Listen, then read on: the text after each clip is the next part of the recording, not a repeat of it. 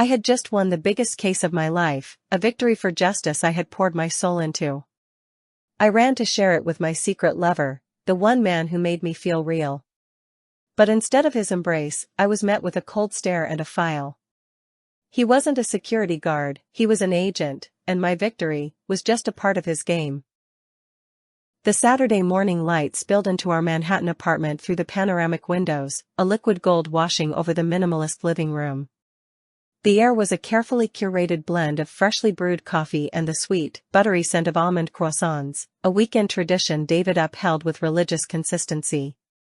He'd fetched them from the little bakery on the corner, just as he did every Saturday. It was a scene of perfect domesticity, a still life painting I was living inside of, and for a moment, I let myself believe in its truth. David sat at the massive oak table, the morning edition of the New York Times spread before him. The thin frames of his glasses had slipped slightly down his nose, the only sign of imperfection in an otherwise flawless presentation. Even on a weekend, his white shirt was impeccably pressed, a testament to the order that governed his world, and by extension, mine. I watched him from across the expanse of polished marble countertop, the familiar warmth of his presence a comfort I had learned to expect, like the rising sun. Stirring the foam on my cappuccino with a small silver spoon, I contemplated the architecture of my life. I was 35, a successful attorney at a prestigious firm championing civil rights, the wife of a loving and stable man. Our calendar was a mosaic of Michelin-starred dinners and Caribbean holidays. Everything was correct, meticulously planned and executed. It was a life many would covet, yet lately, the flawless facade felt less like a comfort and more like a cage. It was all too right, too perfect. He looked up from his paper then, his eyes finding mine over the rim of his glasses. The look was warm, familiar, and utterly devoid of surprise. "Darling," he said, his voice the calm, measured tone he used for everything from market projections to dinner plans, "remember we were talking about the Gagosian this weekend? There's a new exhibition." I produced a smile that felt practiced, automatic. "Of course, I remember."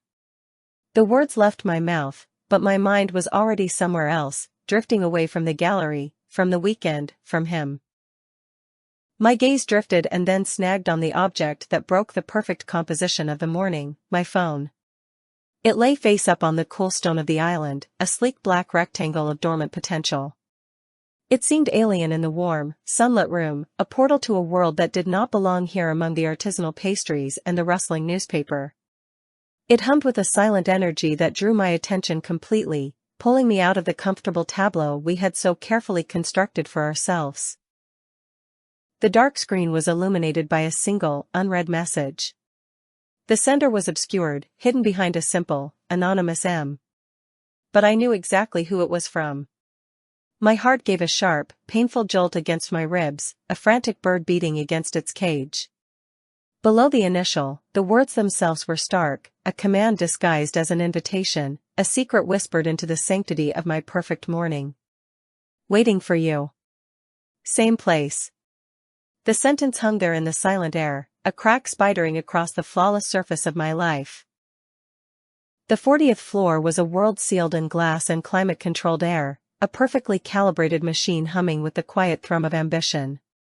From my corner office, New York City sprawled below, a silent, glittering map of the lives I fought to influence from this sterile perch. Here, I was not just Sarah, I was Sarah Henderson, a name that carried weight in courtrooms and boardrooms. I moved through the hushed, carpeted hallways, the click of my heels a familiar staccato against the murmur of paralegals and the rustle of legal briefs. This was my element, a structured reality of facts and precedents where I was in complete control. My current focus, the case that consumed my days and haunted my nights, was a wrongful termination suit steeped in racial bias. My client, a young, brilliant African-American man named Jamal, had been pushed out of a major corporation by a system of veiled prejudices and unspoken rules. I believed in his cause with a ferocity that surprised even myself. It was more than just a job, it was a validation of the principles I'd built my entire career upon, a fight for the very soul of the justice I claimed to serve. The irony of it all was a bitter taste I was learning to ignore. The work was my shield, a fortress of documents and depositions that kept the encroaching sense of hollowness at bay. I'd spend hours dissecting witness statements, my mind a sharp instrument cutting through legal jargon to find the heart of the truth. My colleagues saw my dedication as admirable, a mark of my professional prowess. They didn't see the desperation behind it, the way I clung to the structured conflict of the courtroom to avoid the unstructured emptiness of my own life. The victory I sought for Jamal felt like the only authentic thing I had. Each evening, the transition from that world began with the silent descent in the mahogany-paneled elevator. As the numbers on the display ticked down, I would shed the skin of Sarah Henderson, Esquire. The armor of legal arguments and sharp retorts would fall away, leaving me feeling exposed and strangely weightless. The sterile air of the 40th floor would give way to the more grounded, less rarefied atmosphere of the lobby. It was a journey of only a minute, but it felt like crossing a border into another country, a country where I was a stranger. And every evening, he was there. Marcus. He was the gatekeeper to this other world, stationed behind the imposing marble security desk. He was a stark, living contrast to the pale, bespoke-suited men I spent my days with. He was tall, with the powerful, athletic build of someone whose strength was earned, not sculpted in a high-end gym. His skin, the color of rich, dark chocolate, seemed to absorb the cool, artificial light of the lobby and radiate a warmth all its own. His uniform, a simple navy blue, fit him in a way that suggested the power of the body beneath, not the authority of the institution he served. It wasn't just his physical presence that held me captive in those brief, nightly encounters. It was his eyes. They held a deep, quiet intelligence, a wisdom that hadn't been gleaned from Ivy League textbooks but from the harsh, unsparing curriculum of the city streets.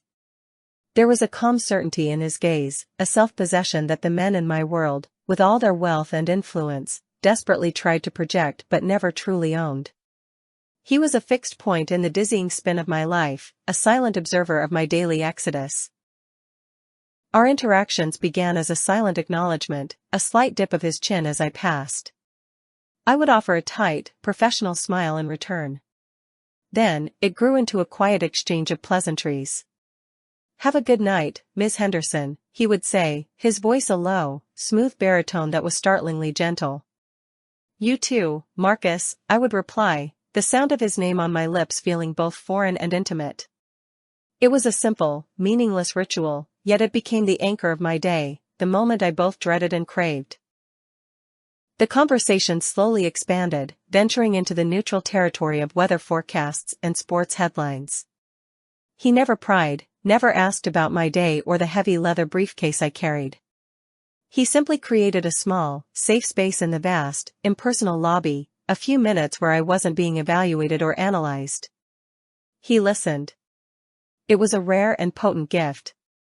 When I spoke, his attention was absolute, his gaze unwavering, making me feel as if my trivial observations on the impending rain were the most important words he had heard all day.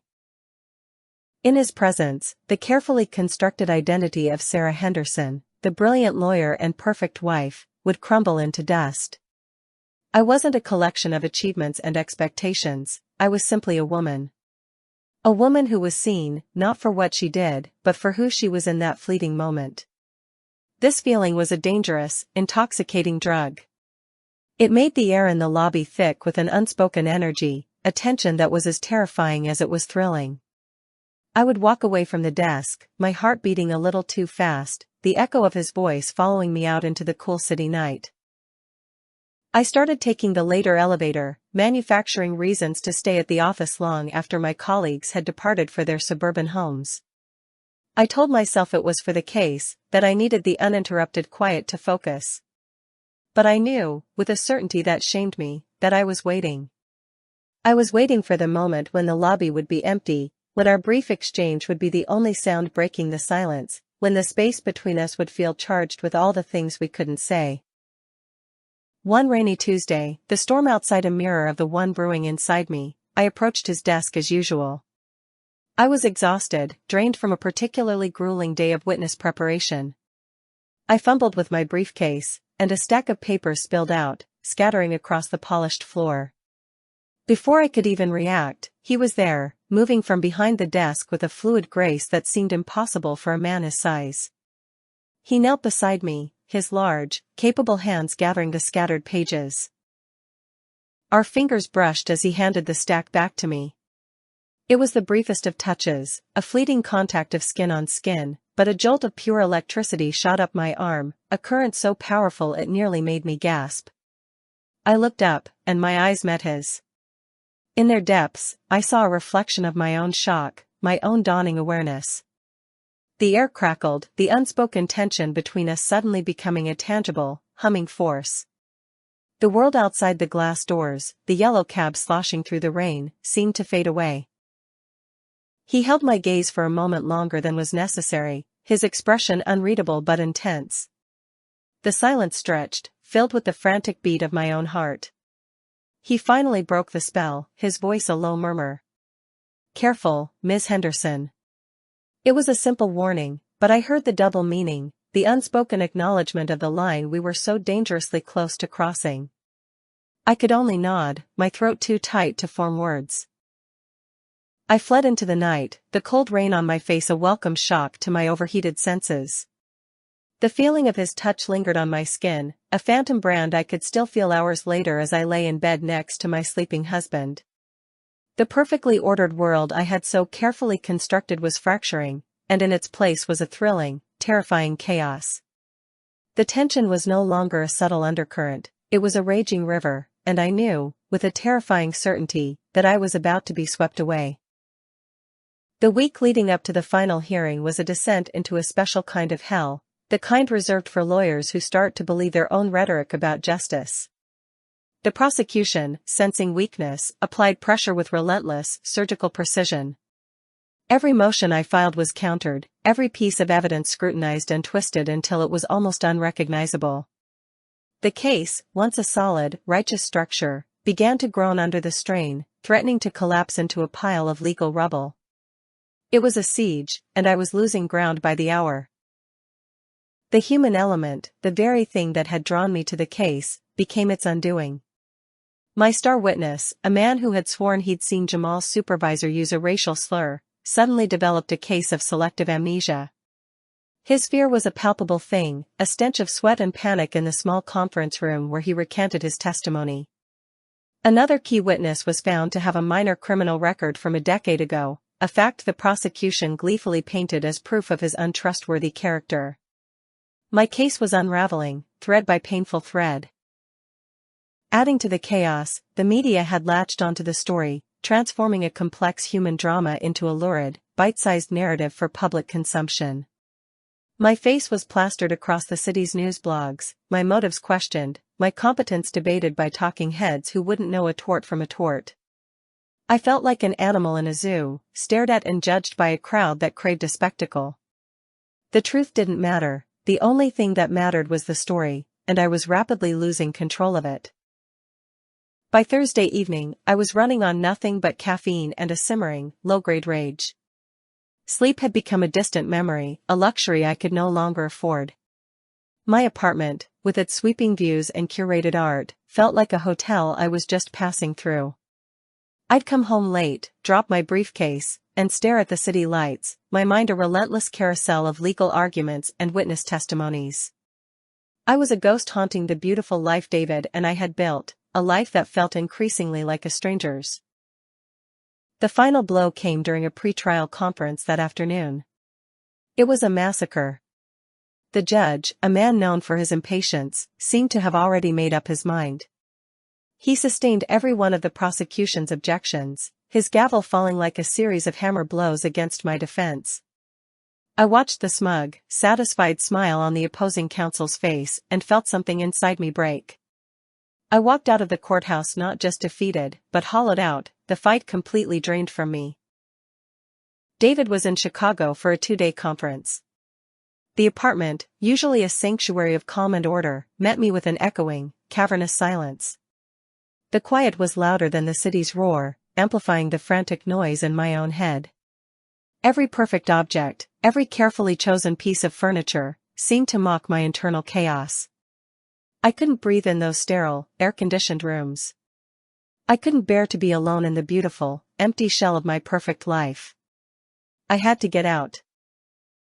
I grabbed my car keys, needing motion, needing to feel the city rush past me in a blur of light and color. I drove without a destination, my hands gripping the steering wheel as if it were a lifeline. The rain began to fall, smearing the neon signs and traffic lights into abstract paintings on the windshield.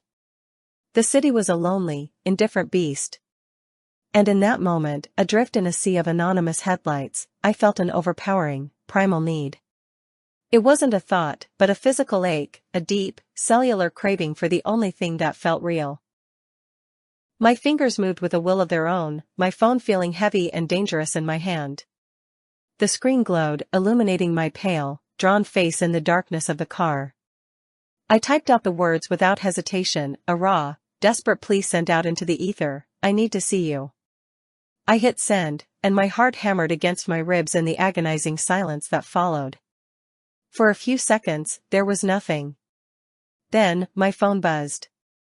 The reply was instantaneous, a beacon in the storm. "Same place. I'm here." The drive to Queens was a crossing of more than just a bridge. It was a deliberate, conscious act of shedding my world. The gleaming, vertical towers of Manhattan receded in my rearview mirror, replaced by the low-slung, horizontal landscape of the outer boroughs. The streets grew wider, the lights less brilliant, the air itself seemed to change, losing its frenetic, high-strung energy. I was in exile, fleeing the polished cage I had built for myself, seeking refuge in a place that owed me nothing. The motel was a relic from another era, its sign a flickering, neon promise of transient anonymity. It stood on a busy thoroughfare, a place designed to be forgotten the moment you checked out. Parking my expensive German sedan between a battered pickup truck and a dented minivan felt like a confession. This was not a place Sarah Henderson, Esquire, belonged. But tonight, I was not Sarah Henderson. I was just a woman on the verge of breaking, and this was the only sanctuary I could think of. My legs felt unsteady as I walked toward the numbered door he'd sent me. The rain had plastered my hair to my head, and my tailored suit felt like a costume. Each step on the cracked, wet pavement was a step further away from my life, from David, from the woman I was supposed to be. My hand trembled as I reached for the doorknob, a final moment of hesitation before the plunge. Then I turned it, pushing the door open into the dimly lit room. He was there, standing by the window, the faint glow from the parking lot outlining his powerful frame. The room was Spartan, furnished with cheap, functional pieces that had seen better days. It smelled of stale cigarette smoke and industrial cleaner. But none of that mattered. The only thing that registered was him, his presence filling the small space with a quiet, grounding energy. He didn't speak as I closed the door behind me, shutting out the world. He just watched me, his expression unreadable. He didn't ask what was wrong. He didn't offer empty platitudes or easy reassurances. He simply moved toward me and opened his arms. And I walked into them, burying my face in the solid warmth of his chest. His arms enveloped me, strong and secure, a human fortress against the storm raging inside me. I breathed in his scent, a mix of clean soap and something uniquely him, and for the first time in what felt like an eternity, I felt safe. The embrace was all it took for the dam to break. The carefully constructed walls of composure I had maintained all week crumbled into dust. A sob tore from my throat, a raw, wounded sound. The tears came then, hot and unstoppable, a flood of exhaustion, fear, and utter despair. I cried for my client, for my collapsing case, for the lie my life had become. I clung to him, my body shaking with the force of a grief I hadn't even known I was carrying. He just held me. His large hand came up to cradle the back of my head, his fingers gently threading through my damp hair. The other arm held me fast against him, a solid, unmoving anchor in my swirling chaos. He didn't speak, he just absorbed my sorrow, his steady presence a silent testament that I wasn't alone. He let me shatter, patiently holding the pieces until the storm passed, his silence more comforting than any words could ever be. Slowly, the racking sobs subsided into ragged breaths. I was still pressed against him, my ear against his chest, listening to the slow, steady beat of his heart. The sound was a primal rhythm, a reassurance of life in the quiet, anonymous room. Outside, the rain continued to fall, the hiss of tires on wet pavement a constant, distant whisper. The world was still out there, but in here, in this small pocket of time, it couldn't touch me. He gently tilted my face up, his thumb brushing away the last of my tears. His eyes searched mine in the dim light, and what I saw in them wasn't pity, but a profound, unnerving understanding. The air in the room shifted, the space between us charged with a new and potent energy. The comfort of his embrace transformed into something else, a current of awareness that flowed between us, hot and undeniable. A question was asked and answered in that long, silent gaze. In the half-light of that cheap motel room, with the sound of the city as our witness, the two disparate worlds we inhabited finally, irrevocably, merged. The lines I had so carefully drawn, the boundaries that defined my life, dissolved into nothing. This night became our secret, a point of no return etched not in memory, but in the very fiber of my being. It deepened our connection, twisting it into something both dangerous and necessary, a truth more real than anything in my well-ordered life. That first night in Queens was not an end, but a beginning. The cheap motel rooms, scattered across the forgotten arteries of the city, became our clandestine sanctuaries. They were anonymous, interchangeable spaces, smelling of bleach and desperation, yet within their four walls, I found a reality more potent than any I had ever known. We created a ritual out of these stolen hours, a secret liturgy of touch and whispered confessions. It could be a long, languid afternoon carved out of a fictitious client meeting, or a frantic, breathless encounter late at night, after my real life had been put to bed. I was living two lives, perfectly bifurcated. By day, I was the woman everyone knew, Sarah Henderson, the sharp, indefatigable attorney, the poised, elegant wife of David Thorne. I moved through boardrooms and charity galas with a practiced ease, my performance flawless. But in the stolen moments, I was someone else entirely. I was a woman shedding her skin, driven by a raw, unapologetic desire that both terrified and electrified me. This duality was a high-wire act performed without a net, and the intoxicating vertigo of it all became my new addiction.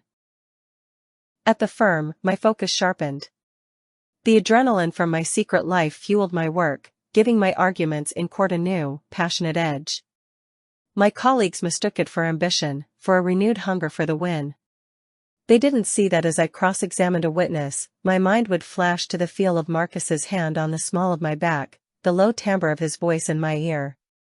I was a brilliant actress playing the role of herself, and the performance was earning rave reviews from an audience that had no idea what was happening behind the curtain. Home became a stage for a different kind of performance.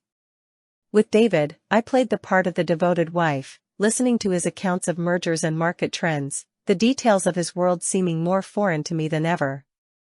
The guilt was a dull, persistent ache, a low-grade fever that never quite broke. But it was surprisingly easy to lie to him, to invent late-night work sessions and weekend study groups. Each lie was a brick in the wall I was building between my two worlds, a wall that was becoming higher and more impassable with each passing day. The constant threat of discovery was a shadow that followed me everywhere. A text message from him, always unsigned, would make my heart leap into my throat if I was with David. A knowing glance exchanged in the lobby of my office building felt as risky as shouting our secret from the rooftops. But the fear, instead of deterring me, only heightened the experience. It was a sharp, metallic taste on the tongue, a constant reminder of what was at stake. The danger was the price of admission, and I was more than willing to pay it. One crisp autumn afternoon, the risk became terrifyingly real. We were leaving a motel in a part of Brooklyn I'd never been to before, a place of brick warehouses and elevated train tracks. We stepped out into the harsh, revealing sunlight, our guard momentarily down, lost in the lingering haze of the past 2 hours. I was laughing at something he'd said, my head tilted back, feeling freer and more careless than I had in years. And in that unguarded moment, I saw him. Alex, a junior partner from my firm, walking down the street, not 20 feet away. The world went silent. The laughter died in my throat, replaced by a surge of ice-cold adrenaline that made my vision tunnel. Every worst-case scenario I had ever imagined coalesced into this single, horrifying moment. My career, my marriage, the entire carefully constructed edifice of my life, all of it was about to be obliterated on a grimy Brooklyn sidewalk. My first instinct was pure, animal panic. I turned away sharply, pulling the collar of my coat up to hide my face, my heart hammering against my ribs like a trapped bird. But Marcus was faster than my fear. His reaction was instantaneous, a seamless flow of motion born of a lifetime of navigating threats I couldn't even imagine. He didn't hesitate, didn't show a flicker of panic. He simply closed the distance between us, his hand coming up to cup my jaw, and pulled me into a kiss. It was a desperate, brilliant act of misdirection, a piece of public theater designed to transform us from a clandestine couple into a pair of ordinary lovers, invisible in their intimacy. The kiss was a paradox. It was a shield, a calculated performance for an audience of one. But it was also devastatingly real. His lips were firm and demanding, a stark contrast to the gentle way he held my face. For a few frantic seconds, as I heard the sound of Alex's footsteps drawing nearer, the world consisted of nothing but the taste of him and the frantic beating of my own heart. It was a kiss born of pure survival, yet it held more passion than any I had ever shared with my husband. I felt the moment Alex passed us, a fleeting shadow in my peripheral vision. I doubt he even gave us a second glance. We were just another couple wrapped up in each other on a city street, a cliché he would forget in a block. But for me, the world had stopped and then violently restarted. We stayed locked in that embrace for a long moment after he had gone, the manufactured passion giving way to the raw, thrumming aftershock of our near miss. When we finally broke apart, we were both breathing heavily. The adrenaline was still singing in my veins, but it was mixed with something else now, a potent cocktail of relief and a strange, exhilarating sense of triumph. We hadn't just dodged a bullet, we had faced the abyss together and survived. I looked at him, at the calm, steady presence that had shielded me, and felt a wave of something so powerful it almost brought me to my knees. It was a feeling that went far beyond gratitude. That close call should have been a warning, a sign to pull back and retreat to the safety of my old life. But it had the opposite effect. The shared danger was a crucible that burned away any remaining illusions I had about what this was. It forged a bond between us that was stronger than any I had ever known, a connection tempered in fear and sealed in secrecy. The risk wasn't a byproduct of our affair, it was central to it. It was the thing that made it feel so shatteringly, beautifully real. Standing there on that Brooklyn street, the rumbling of the elevated train overhead, I finally understood. This was no longer just a physical escape or a rebellion against my sterile existence. It had become a fundamental need. I was dependent on him, not just for the passion, but for the life he unlocked in me, a life lived on the edge, without the safety nets and social constructs of my world. I was addicted to the feeling of being truly seen by him, and I knew, with a terrifying clarity, that I would risk anything to keep it. The day of the verdict arrived, and with it, a crystalline, unnerving calm. I walked into the courtroom feeling as though I were moving through water, every sound muffled, every image preternaturally sharp. The air was thick with the scent of old paper, floor wax, and collective anxiety. This was the arena, the final act of a long and brutal play, and I was its star. Dressed in a dark, severe suit that was my battle armor, I felt a surge of power that was entirely new. It wasn't just confidence, it was a certainty, a fire fueled by my secret life, a conviction that had been forged in the anonymous motel rooms of Queens.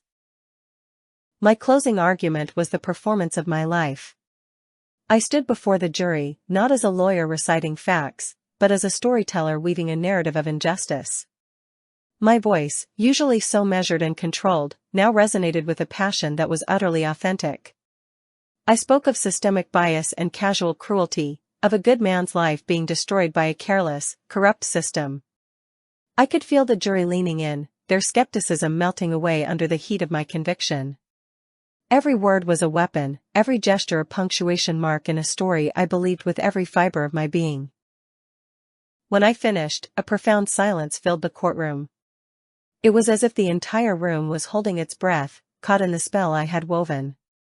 I returned to my seat, my heart pounding a steady, powerful rhythm against my ribs. The wait for the verdict was an eternity compressed into 45 minutes. I sat perfectly still, my hands clasped on the table before me, a perfect portrait of professional composure. Inside, however, a storm was raging. Everything, my career, my belief in my own purpose, my very identity, was hanging in the balance of 12 strangers' decision. The foreman, a middle-aged man with tired eyes, stood to read the verdict. He cleared his throat, the sound echoing like a gunshot in the silent room. He unfolded the piece of paper, and my world narrowed to that single, flimsy sheet. On the charge of wrongful termination with racial prejudice, he began, his voice flat, "We the jury find the defendant guilty." A collective gasp went through the room, and then an explosion of sound. My client, Jamal, broke down in tears of relief, his mother's prayers of thanks rising above the din. I had won. Not just a case, but a battle for a man's dignity. It was the purest, most absolute victory of my career. The celebration that evening was a blur of expensive champagne and effusive praise. My partners toasted me at a lavish restaurant in Soho, the kind of place where the waiters move with a silent, balletic grace. I was the conquering hero, the firm's shining star. They lauded my passion, my tenacity, my brilliant legal mind. I smiled, I accepted their congratulations, I played the part of the triumphant warrior. But my mind, my heart, was miles away, across the bridge, in a rundown motel room where the only validation I craved was waiting for me. The glittering crystal glasses and the artfully plated food felt like props on a stage. The conversation about billable hours and corporate law was a foreign language. The admiration of my colleagues felt hollow, a pale imitation of the way Marcus's eyes held mine in the quiet intimacy of our stolen hours. I felt a desperate, urgent need to escape, to trade this world of polished surfaces and empty accolades for the raw, unvarnished truth of his presence. I made my excuses, pleading exhaustion, and fled the celebration, leaving a trail of surprised and impressed colleagues in my wake. The drive to Queens was a pilgrimage. The city lights blurred into streaks of neon and gold as I pushed the car faster, my anticipation a tight knot in my stomach. I was high on the victory, but it was an incomplete triumph. It wouldn't be real until I shared it with him, until I saw the pride in his eyes. He had been my silent confidant, the anchor in the storm of the past few weeks. In a strange way, this victory was as much his as it was mine. He was the secret fuel that had powered my fight, and I couldn't wait to lay this trophy at his feet. I pulled into the familiar, poorly lit parking lot of the motel, my headlights cutting through the darkness. The usual sense of illicit excitement was there, but tonight it was overlaid with a giddy, triumphant joy. I practically ran to the door of our room, my key card ready in my hand.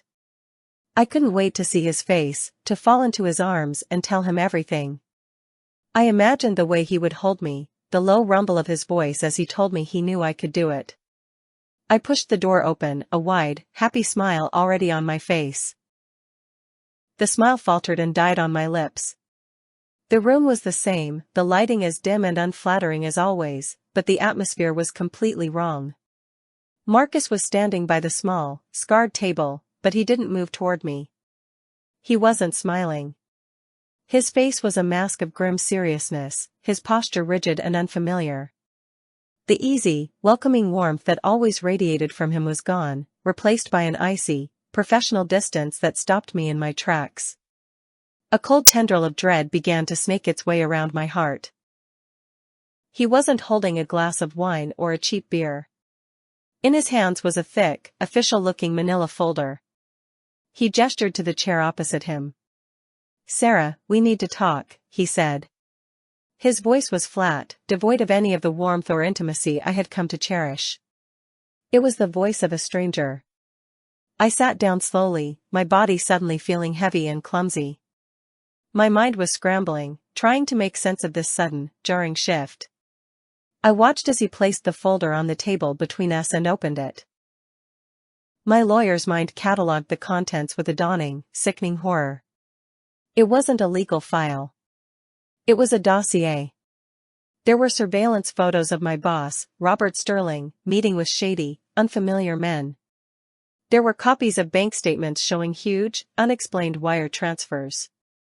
There were internal memos from my firm, documents I had never seen, detailing strategies for witness intimidation and evidence suppression. It was a portrait of deep, systemic corruption, and it was all centered on the people I worked for. Then he spoke again, and each word was a carefully aimed blow, shattering the foundations of my world. "I'm an investigator with the Department of Justice," he said, his voice completely devoid of emotion. "Your firm, Pearson Spector Lit, has been the target of a federal racketeering investigation for the past 18 months. He paused, letting the words sink in, watching my face with the detached curiosity of a scientist observing a specimen. The room began to spin, the cheap wallpaper pattern swimming before my eyes. The final, devastating blow came with a calm, brutal finality. "Your case, the Jamal verdict, it was a necessary part of the operation. We needed a high-profile win against a company Sterling was secretly consulting for to put financial pressure on him, to make him careless. My victory. My passionate, righteous fight for justice. It was a lie. It was a calculated move in a game I didn't even know I was playing. I was not a warrior for justice, I was a pawn, a tool used to set a trap." I stared at him, at this man who was a complete stranger to me. The man whose touch I craved, whose embrace was my only sanctuary, was an illusion. He was a lie, a carefully constructed persona designed to get close to the firm, to use me. Every shared secret, every moment of perceived intimacy, every whispered confession in the dark, it was all part of his job. The man who had represented my escape from a world of calculation and strategy was, in fact, the most masterful strategist of them all.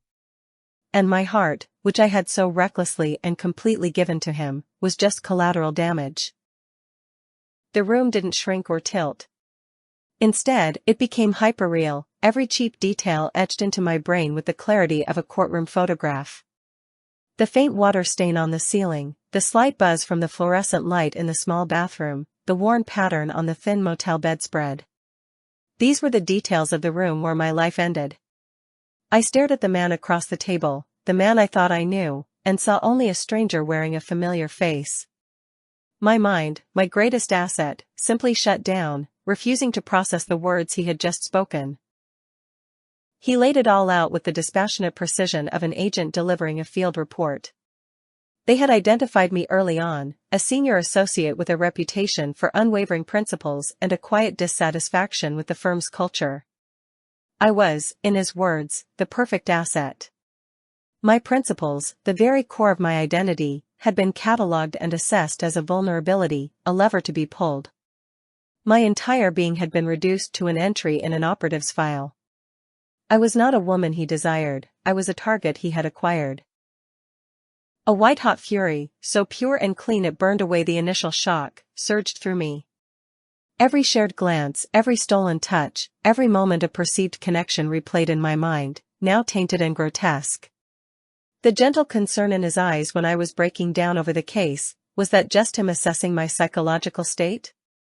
The way he'd listened so intently, was he just gathering intelligence? Our affair wasn't a secret passion, it was a surveillance operation.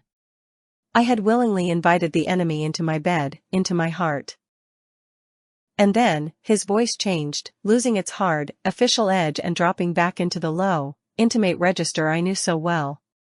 He leaned forward, his eyes pleading. "Sarah, listen to me. It started as a job. That's the truth. But it stopped being a job. I don't know when. Maybe it was that first night here. Maybe it was watching you in the courtroom. But what I feel for you, that's real." The words were designed to break me, and they did. Because the most terrifying part was that, even now, a desperate, foolish part of me wanted to believe him. He presented the choice not as a plea, but as a strategic reality. It was a perfect, inescapable trap. Option 1, I could cooperate. give him the final pieces of incriminating evidence I had access to, burn my career to the ground, and in the wreckage, we could try to build something real. Option 2, I could refuse. He would disappear, the investigation would proceed anyway, and my name, my affair, my unwitting complicity would be dragged through the mud as collateral damage. I would lose my career, my marriage, and him. Silence descended, thick and suffocating. Outside, a siren wailed in the distance, a fitting soundtrack for the ruin of a life. I looked at him, searching his face for a single, verifiable truth in the wreckage of his lies. Was this part of the game, too? The ultimate manipulation, offering a phantom future to secure my cooperation? Or was this the one real thing, a man caught in his own trap, forced to show his hand? I had no way of knowing. I had lost my compass. My judgment, the very tool by which I navigated the world, was broken. I made my choice in that silence. I weighed my 2 lives, my 2 futures. The first, my life with David, my corner office, my carefully curated existence, was already a ghost. It was a beautiful lie I could no longer inhabit. The second, the life he offered, was born from a lie, a foundation of deceit and betrayal. But it was the only one that had ever made me feel truly alive. In the end, it wasn't a choice between truth and lies. It was a choice between 2 different kinds of lies. And I chose the one that still had a heartbeat. The rest of the night was a blur, a cold, transactional exchange that felt like a desecration of everything that had come before. I told him what he needed to know, where to find the encrypted files on the firm's server, the specific client accounts that Sterling used to launder money. He listened, his face once again the impassive mask of the federal agent. When I was done, he stood up. He touched my cheek, a fleeting, ghost of a caress. "I'll be in touch," he said. And then he was gone. The next morning, the city felt different, its colors muted, its sounds distant. I called his phone. It went straight to a disconnected number message. A cold knot of dread tightened in my stomach. I told myself it was protocol. He was a federal agent, he had to be careful. He would reach out when it was safe. The lie was thin and brittle, but it was all I had to cling to. I drove to work on autopilot, the triumphant victory of the day before now feeling like a sick, cruel joke. Walking into the lobby of my office building was the final act of my own destruction. My eyes went immediately to the security desk. And my world, which had been fracturing for hours, finally shattered into a million irreparable pieces. It wasn't him. It was an older man with a placid, uninterested face I'd never seen before. I stopped, my briefcase slipping from my numb fingers and hitting the marble floor with a loud crack. The new guard looked up, annoyed. "Can I help you, miss?" he asked.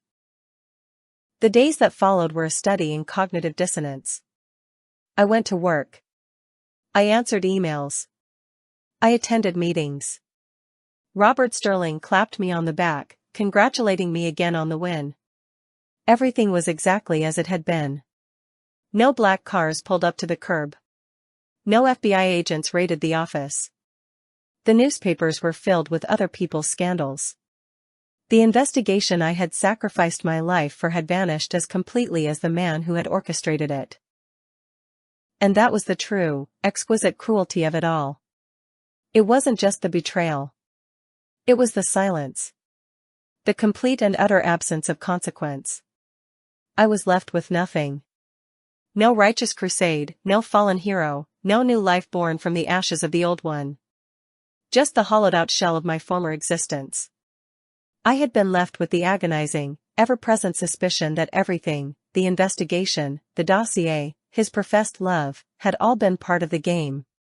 A perfectly executed setup, designed to neutralize me or someone else, with my heart as the acceptable cost of doing business.